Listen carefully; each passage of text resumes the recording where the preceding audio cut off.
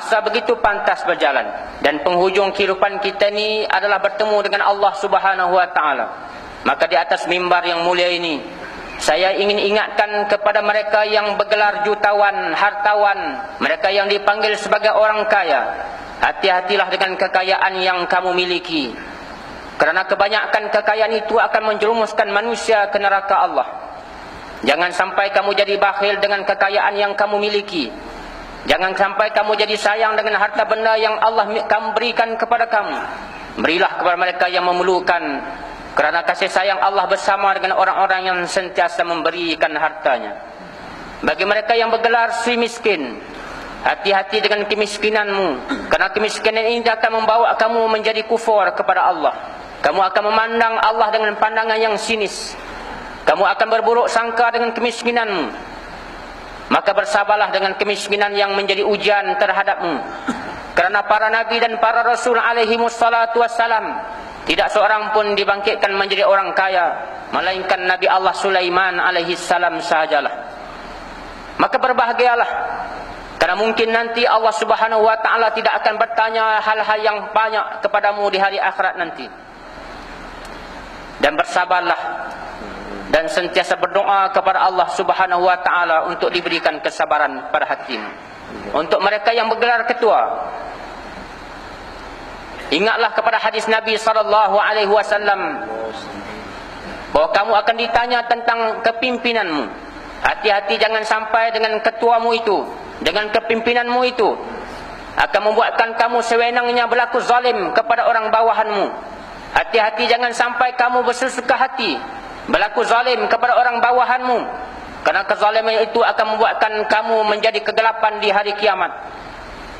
Berapa banyak orang yang zalim di dunia ini telah dihancurkan oleh Allah Subhanahu wa taala kerana kepimpinannya. Dan doa orang zalim, doa yang sangat mustajab di sisi Allah Subhanahu wa taala, walaupun dia seorang Yahudi, seorang kafir musyrik kepada Allah Subhanahu wa taala. Untuk mereka yang bergelar pekerja, yang makan gaji di swasta ataupun kerajaan, hati-hati dengan rezeki yang kamu dapat daripada pekerjaanmu. Jangan sampai kamu memberi masa yang lain dalam hal pekerjaanmu. Ketika kamu bekerja, bekerjalah bersungguh-sungguh, kerana dia merupakan ibadahmu kepada Allah Subhanahu wa taala.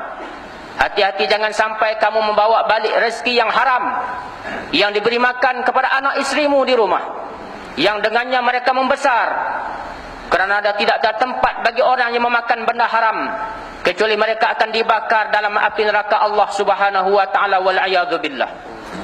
Jangan sampai kamu mengambil lebih masa dari hal kerjamu, kerana itu semua tidak akan menguntungkan kamu di dunia. Kamu nampak macam kamu untung, tapi sebenarnya kamu rugi di hadapan Allah Subhanahu wa taala. Bagi mereka yang bergelar orang alim, hati-hati dengan ilmumu. Jangan sampai sembrono kamu membuatkan fatwa dan sebagainya. Jangan jadikan ilmu yang ada dalam dirimu menjadi alat untuk kamu mendebat orang lain. Jangan kamu sombong dengan ilmumu, kerana sombongan ini tidak disukai oleh Allah Subhanahu wa taala. Innallaha la yuhibbul mutakabbirin. Orang sombong Allah tak pernah pandang di dunia ini. Wala tamshi fil ardi maraha. Kamu jangan jalan di atas muka bumi dalam keadaan kamu sombong. Innaka lan tahriqal arda wa lan tablughal jibala tula.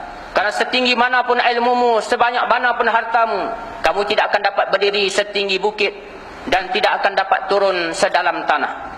Wahai orang yang berilmu, wahai orang yang mempunyai ilmu pengetahuan, jangan sampai kamu jadi penakut. Jangan sampai kamu digelar sebagai syaitan bisu, kerana kamu tidak berani untuk mengatakan yang hak. Berkatalah yang benar, walaupun kebenaran itu kadang-kadang pahit didengar dan dirasai oleh orang lain. Bagi mereka yang bergelar murid, yang mengaji, yang menadah kitab, hati-hati dengan pengajianmu. Jangan sampai kamu hilang adab dengan gurumu. Jangan sampai kamu hilang adab dengan gurumu. Kerana hilang adab itu membuatkan kamu jauh daripada Allah Subhanahu wa taala. Ilmumu bukan untuk kamu riak. Ilmumu bukan untuk kamu jadi orang yang sombong, takabur, ujub. Tapi ilmu yang kamu dapat daripada guru-gurumu itu ialah untuk membuang kejahilan dalam dirimu, untuk membetulkan amal ibadahmu, buat perjalananmu menghadapi Allah Subhanahu wa taala. Untuk mereka yang menjadi pengurus masjid surau, hati-hati dengan jawatanmu, kerana jawatan-jawatan itu juga akan ditanya di hadapan Allah Subhanahu wa taala.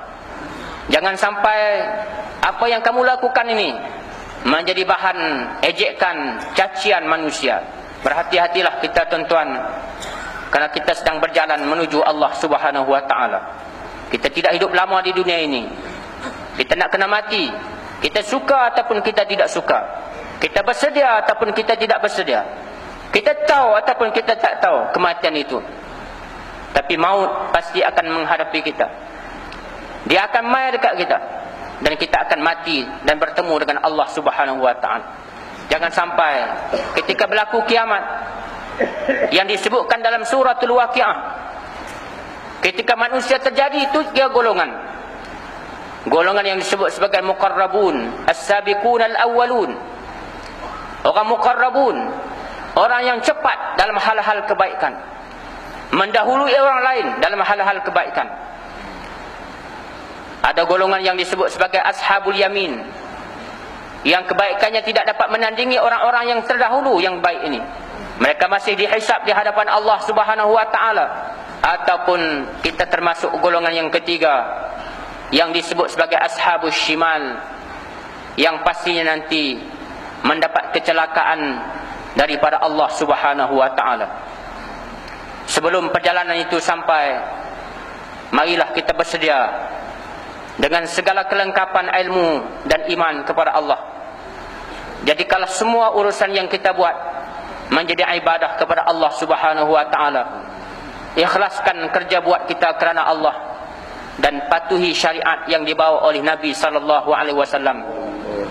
Dan jangan jadi orang yang ganggu urusan masjid. Jangan jadi manusia yang suka ganggu orang nak datang masjid. Dan jangan jadi penghalang orang nak mai rumah Allah Subhanahu wa taala. Karena penghalang-penghalang ini akan cepat masuk ke dalam neraka Allah jika mereka tidak bertaubat kepada Allah dan memohon ampun di atas dosa mereka.